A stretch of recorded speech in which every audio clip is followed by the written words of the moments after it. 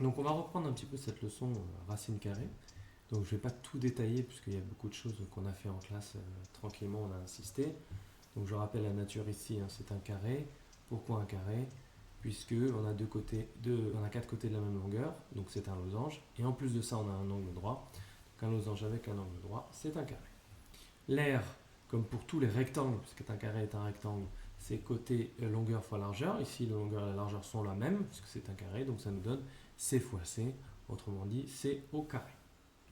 Pour déterminer la longueur de D, on se place dans le triangle rectangle que j'ai surligné grossièrement, et dans cette question, C vaut 1.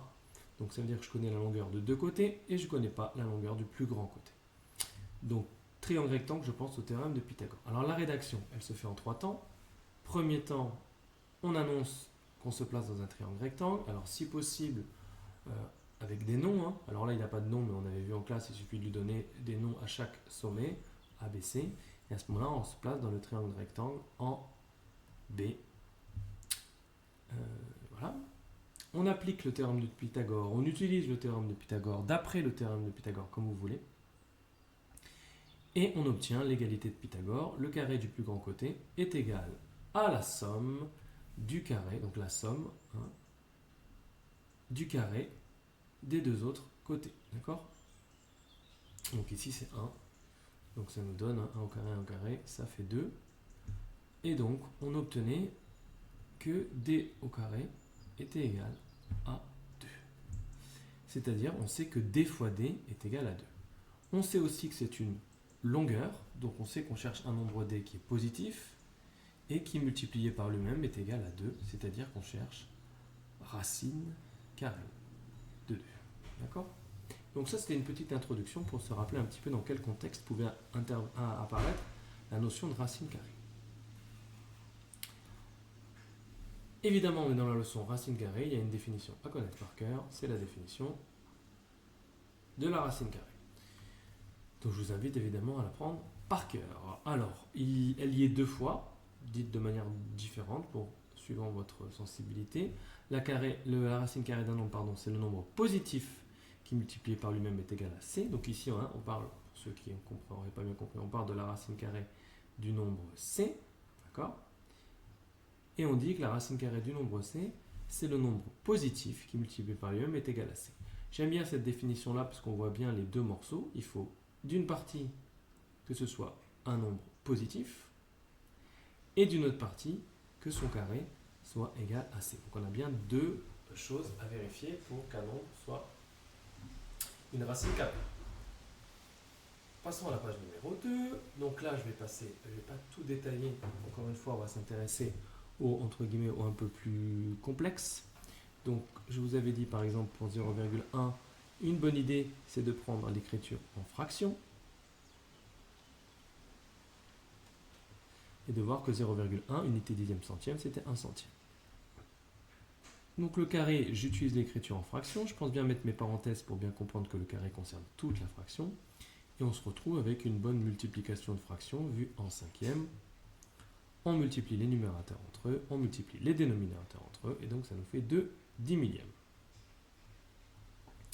La racine carrée, c'est la même idée, il vaut mieux choisir la version fraction. On applique la définition. Je cherche donc un nombre qui multiplié par lui-même, un nombre positif, pardon, qui multiplié par lui-même est égal à 1 sur 100. Bah donc je sais que ça va être 1 sur 10, puisque les numérateurs entre eux, 1 fois 1, ça fera 1, et les dénominateurs entre eux, pardon, je fais n'importe quoi, 10 fois 10, ça fera 100. Donc, ne faites pas, surtout pas ce que j'ai fait là, sinon votre égalité est fausse. On a bien racine 1 sur 100 est égal à 1 dixième. Donc ça, c'était pour les fractions. Pour 16 25e, toujours pareil, on mettait au carré. Ça fait donc 16 25e fois 16 25e. On multiplie les numérateurs entre eux. 16 fois 16, 256. On multiplie les dénominateurs entre eux. 25 fois 25, 625. La racine carrée, c'est la même idée que tout à l'heure. On prend bien toute la fraction. On cherche un nombre positif qui multiplié par lui-même est égal à 16 25e. Et je sais que les numérateurs vont se multiplier entre eux, donc 4. Et les dénominateurs entre eux, donc 5.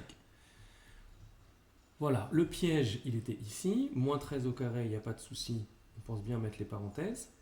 Sinon, c'est faux. Hein. Sinon, on écrit moins et 13 au carré, ça ferait moins 169. Alors que là, c'est moins 13 fois moins 13. Donc, un nombre positif. Et ça fait 69. La racine carrée d'un nombre négatif n'existe pas. Donc, ici, il fallait faire attention. Hein. La racine, j'écris pas, la racine carrée d'un nombre négatif n'existe pas. 0, il n'y avait pas de souci. 0 au carré, 0. Et racine carrée de 0, 0, aucun problème. 0,81 ici, c'est la même idée. Il fallait utiliser l'écriture fractionnaire. C'était beaucoup plus simple. 10 au carré, pas de problème, ça faisait 100. Et racine carrée de 10, attention, il n'y avait pas d'écriture décimale. Donc on pouvait trouver une valeur approchée en demandant à sa calculatrice. Je sais que c'est plus grand que 3, puisque 3 fois 3, ça fait que 9. Je sais que c'est plus petit que 4, parce que 4 fois 4, ça fait 16. Donc 3, quelque chose, je demande à ma calculatrice. Et puis on arrivait à 18, qui était assez intéressant. Donc racine de 18, on va le traiter ici. On avait vu dans l'exercice numéro 3, donc quand on faisait 3 racine de 2 fois 3 racine de 2, et bien on voyait que ça nous donnait 18. En effet. Alors c'était pas ici que je devais le noter.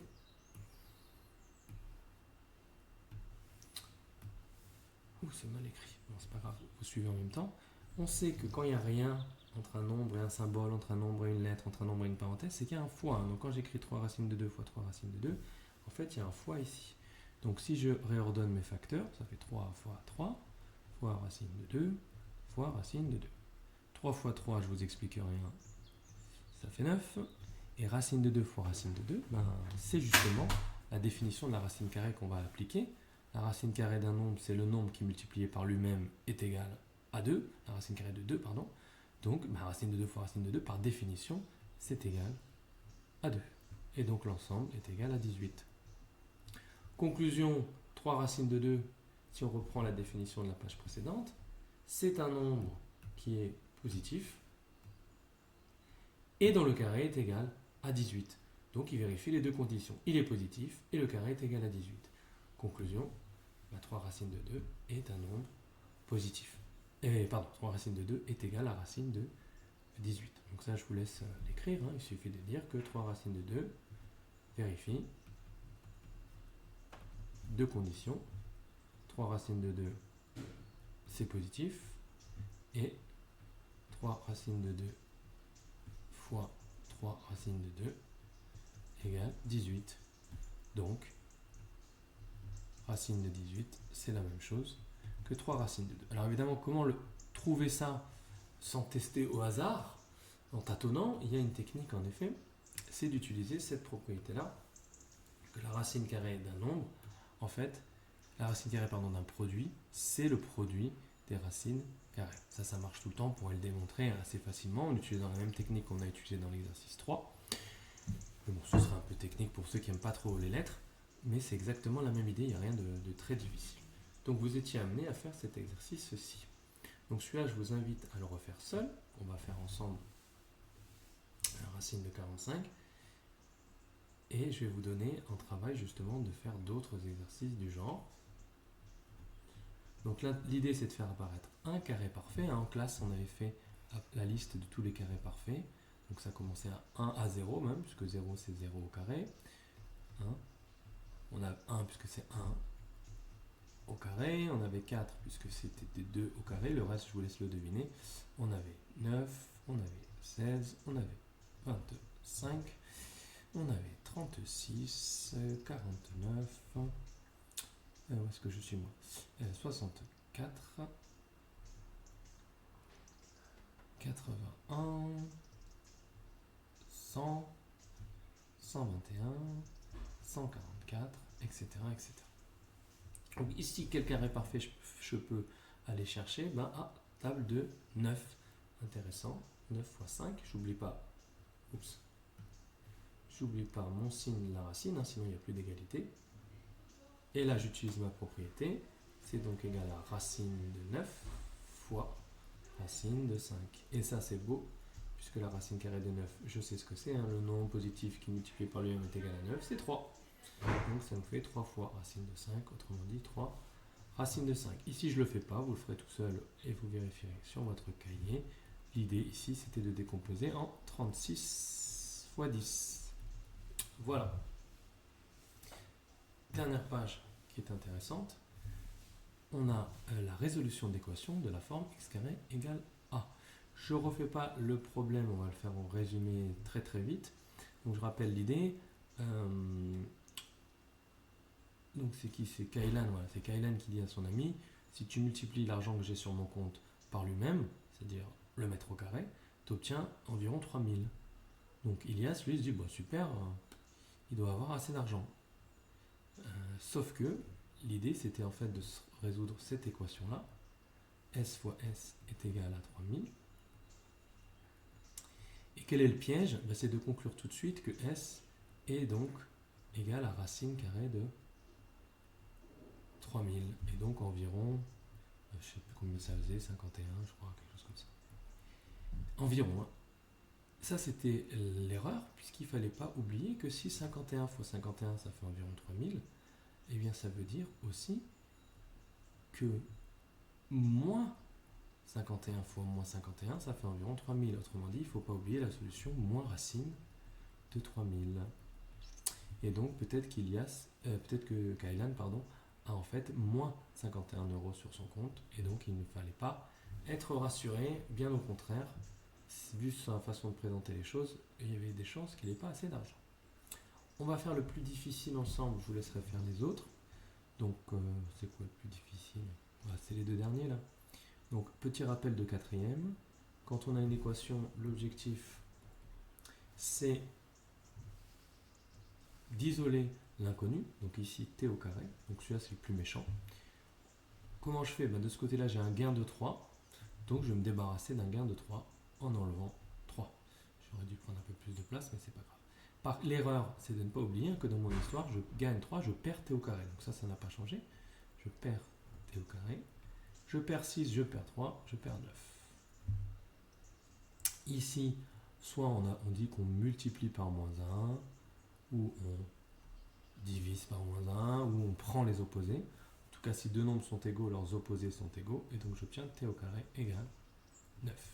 Le piège, c'est l'élève qui tout content écrirait t égale 3 pour racine de 9, et il oublierait la solution négative. Attention, il y a aussi moins racine de 9, c'est-à-dire moins 3. Attention à ne pas confondre, je dis bien moins racine de 9. Jamais je ne dirai racine de moins 9, qui est une horreur, puisque un nombre négatif n'a pas de racine carrée, ça n'a aucun sens. Donc on reprend ici. Ici, même idée, je veux isoler le terme en t carré, donc j'ai une perte de 2t carré. Donc encore une fois, bon, j'aurais pu être un peu plus original, il faut enlever 3. Donc ça nous fait moins 2t carré. 17 moins 3, 14.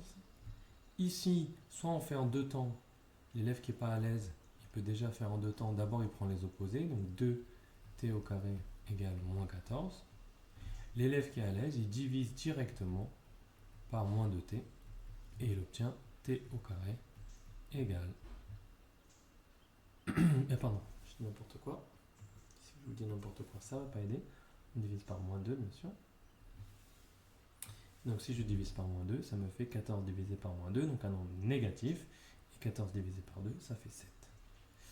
Celui qui est un peu plus lent, c'est pas du tout grave, il va diviser maintenant chaque côté par 2, et il obtient t au carré égale moins 7, il arrive au même résultat. Et dans les deux cas, il faut surtout conclure qu'il n'y a pas de solution, puisque un carré ne peut pas être négatif. Et n'oubliez pas la justification, n'écrivez pas juste il n'y a pas de solution, hein. Écrivez il n'y a pas de solution. Un carré est toujours positif, ou un carré ne peut pas être négatif, comme vous voulez. Je vais l'écrire en abrégé, un carré est toujours positif. Donc voilà pour la leçon. Donc vous avez maintenant largement de quoi l'étudier. Et puis il va falloir faire les petits exos que je vais vous donner. Donc ça, je vais vous le donner à l'écrit, ce sera quand même plus rapide.